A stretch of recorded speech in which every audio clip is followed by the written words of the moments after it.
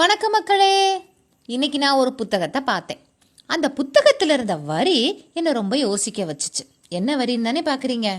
மகிழ்ச்சியா இருப்பதற்கு மந்திரங்கள் தேவையில்லை, மறதிகள் போதுமானது. மகிழ்ச்சியா இருப்பதற்கு மந்திரங்கள் தேவையில்லை, மறதிகள் போதுமானது. இந்த உலகத்தில் இருக்க நாம் எல்லாரும் எப்படியாவது மகிழ்ச்சியா இருக்கணும்னு தான் நினைக்கிறோம்.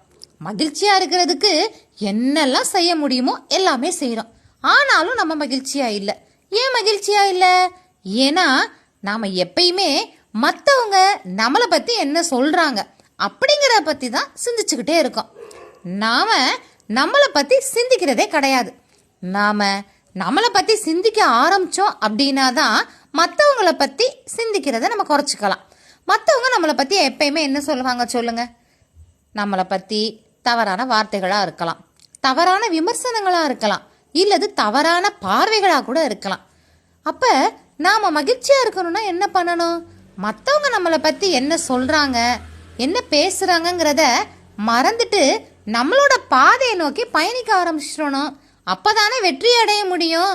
நாம் மற்றவங்கள பற்றியே சிந்திச்சுட்டே இருந்தோன்னா நாம் எப்பயுமே மகிழ்ச்சியாக இருக்க முடியாது.